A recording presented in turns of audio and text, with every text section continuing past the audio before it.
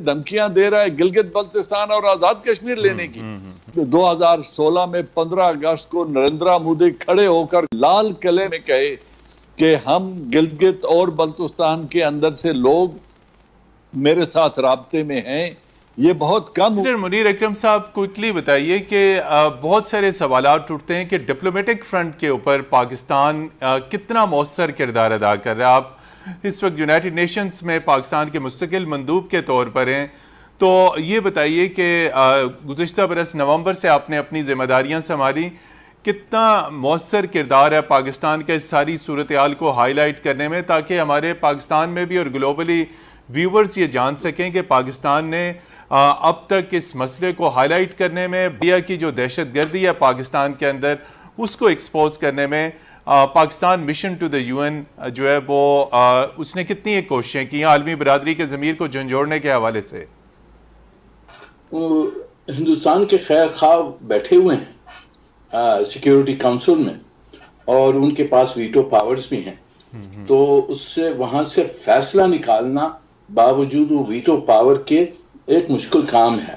پر جو security council میں جو نان پرماننٹ ممبرز ہیں، جو ہمارے دوست ہیں، ان کی اوپینین چینج کرنا وہ ضرور کی بھی ہے اور وہاں سے ہمیں سپورٹ ملا ہے. پر وہ پھر کے آتے ہیں کہ جی آپ بائیلیٹرلی اس کو ریزالو کر لیں، انفورسمنٹ ہمارے پاس میکنزم نہیں ہے ہندوستان کو منوانے کے لیے، تو آپ بائیلیٹرلی بات کر لیں.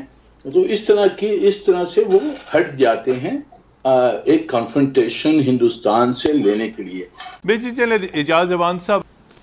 تھینک یو ورما جی. دیکھیے آپ نے پاکستان کے اندر کی بات کی، یہ مثال آپ کو بہت کم ملے گی کہ ملک کا پرائم منسٹر نریندر مودی، ان کا منسٹر راجناتھ اور نیشنل سیکیورٹی ایڈوائزر اجیت دووال اعلانیہ کہیں، میڈیا پہ کہیں، لال قلعے میں 2016 میں 15 اگست کو نریندر مودی کھڑے ہو کر قومی خطاب میں کہے کہ ہم گلگت اور بلتستان کے اندر سے لوگ میرے ساتھ رابطے میں ہیں. یہ بہت کم ہوا ہے، کبھی نہیں ہوا ہمارے درمیان. را کا ایک کرنل رینک کا آفیسر جس کو خود ہندوستان نے ایک فیک پاسپورٹ اور فیک آئیڈینٹی دے کر بھیجا، وہ پکڑا ہوا آج بھی ہماری جیلوں میں پڑا ہے. اتنی ایویڈنس کے باوجود پھر آپ نے چائنا کے کونسلیٹ کے اوپر حملے کی بات کی. یہ جو ہماری سٹاک ایکسچینج پہ حملہ ہوا، اس میں اب بی ایل اے کی چائنا سے کیا دشمنی ہے؟ کیا اس کو لنک کرنا اتنا مشکل ہے؟ اور ہمارے پاس شواہد موجود ہیں کہ اس میں این ڈی ایس اور را دونوں انوالو ہیں. را اس کی ماسٹر مائنڈ ہے جی. اب یہ سارا کچھ اعلانیہ ہو رہا ہے، تو پھر اس کا دیکھنا یہ ہے کہ دنیا اتنی بے حسی کیوں کر رہی ہے، اور پھر اگر دنیا اس سے صرف نظر کر رہی ہے تو پھر پاکستان نے کیا کرنا ہے، چائنا نے کیا کرنا ہے، وہ ہمیں کون سے اقدام اٹھانے پڑیں گے جب یہی جو انڈیا کے خیر خواہ بنے ہوئے ہیں، جن کا نیشنل انٹرسٹ ان کے ساتھ کوئنسائڈ کر رہا ہے، جن کا معاشی مفاد اور چائنا کے دشمنی یا چائنا کے خلاف ٹریڈ وار ان کو کوئی حرکت نہیں کرنے دیتی، پھر ان انٹرسٹ کو ہٹ کرنا ہوگا. اس کے لیے اپنی فورس موبلائزیشن کرنی ہوگی، حالات کو اس نہج پہ لے جانا ہوگا کہ یہ سب لوگ پھر اپنے اس انٹرسٹ کو خطرہ محسوس کریں. اس طرح سے پالیسی نہیں بدلتی ہے صرف اوپینین سے. ان کو نقصان جب ہوتا رہے گا پھر ان کی پالیسی بدلے گی. امریکہ کو اور فرانس کو، برطانیہ کو ہم کنونس کر سکیں کہ بھئی آپ انفورسمنٹ ایکشن پہ آئیں تو وہ ہوگا، پر میرے خیال میں اس وقت ان کے انٹرسٹ ہندوستان کے ساتھ اتنے گہرے ہیں کہ وہ اس قسم کا فیصلہ نکلنے نہیں دیتے ہیں. پر ہم نے کوشش تو کرنی ہے اور کر رہے ہیں. جی بالکل، پاکستان کوشش کر بھی رہا ہے اور کوشش کرنی بھی ہے. امبیسڈر صاحب نے بڑی خوبصورت بات کی کہ اس کا ایک لیگل ایشو ہے اور دنیا کہتی ہے بائیلیٹرلی حل کریں.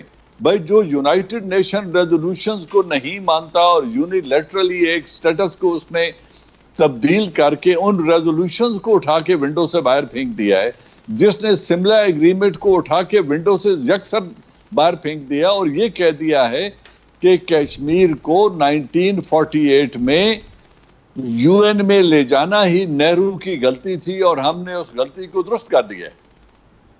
یہ جس انتہا پسند حکومت کا سٹینڈ ہی یہ ہے، اس کے ساتھ بائی لیٹرل بات چیت کیا ہوگی؟ اس خطے میں حالات کو اس نہج پہ لے جانا پڑے گا. میں اوپن کہتا ہوں ملیٹریلی اس نہج پہ لے جانا پڑے گا کہ لوگ دوڑتے ہوئے آئیں اور اس خطے میں اپنے مفادات کا دفاع کریں. جو ان کی billions, hundreds of billions of dollars کی انویسٹمنٹ ہے انڈیا میں، اس کا دفاع ان کی مجبوری بن جائے. آزاد کشمیر کے دوستوں کو اجازت دے دیں کہ جائیں اور اپنے بہن بھائیوں کی مدد کریں، ان کی مالی مدد کریں، ان کو ہتھیار پرووائڈ کریں. اب یہ سب کچھ فرض ہو چکا ہے. اب یہ وہ ڈپلومیسی کے اور نائسٹیز کے اور اخلاق کی باتوں کے اور وہ لولی پاپس کا زمانہ جو ہے وہ بہت دیر ہو چکی ہے. اب ہمیں کوئی عملی قدم اٹھانا ہوگا، ورنہ ہندوستان تو ہمیں دھمکیاں دے رہا ہے گلگت بلتستان اور آزاد کشمیر لینے کی. وہ گلوان کے ایریے میں اور اس میں اسرائیل اور انڈیا مل کے بیسز بنانا چاہتے ہیں. وہ وہاں پہ 25,000 آدمیوں کو ڈومیسائل دے کے ڈیموگرافی چینج کرنا چاہتے ہیں. وہ جو کشمیر کی مین لینڈ ہے اس کو وہ لیز آؤٹ کر کے تجارت کے لیے فورن انویسٹمنٹ وہاں پہ لانا چاہتے ہیں.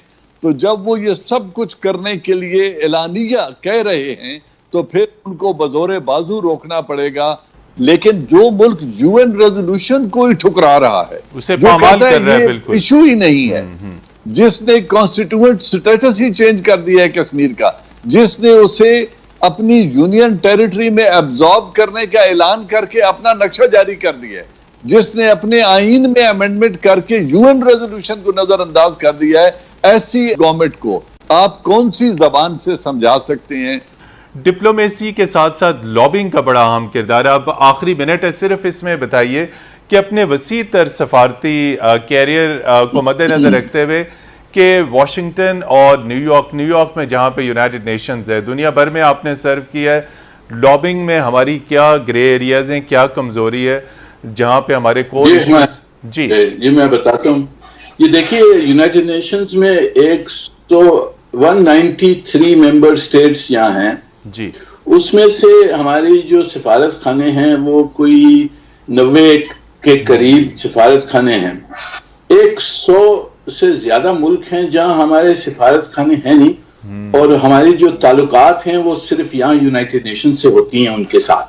ہندوستان بہت ایکٹیو ہے، اس نے پیسہ خوب لگایا ہے چھوٹے ملکوں کے اوپر، اور یہ ہمارا چیلنج ہے کہ کس طرح سے وداؤٹ دی ریسورسز جو ہوتی ہیں، ڈپلومیسی میں بھی ریسورسز کی ضرورت ہے، لین دین ہوتی ہے، تو اس کے باوجود ہم کس طرح سے ہمارا انفلوئنس بڑھائیں. اجازت دیجیے، خدا حافظ.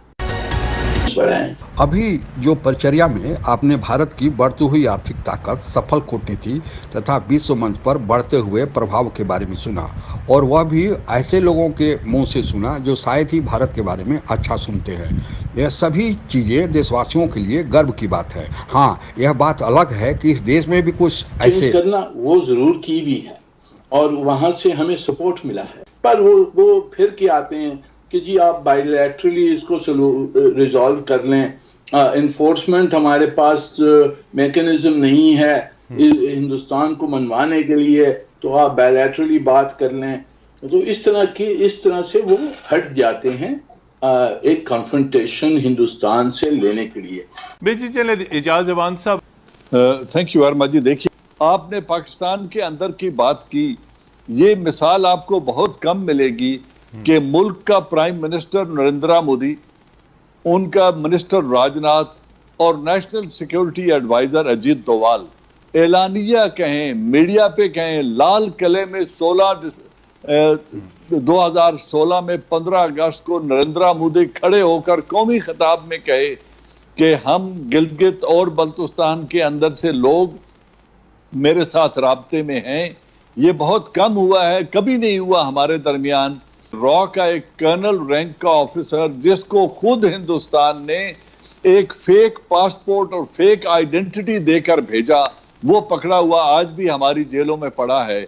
اتنی ایویڈنس کے باوجود پھر آپ نے چائنا کے کونسلیٹ کے اوپر حملے کی بات کی. یہ جو ہماری سٹاک ایکسچینج پہ حملہ ہوا، اس میں اب BLA کی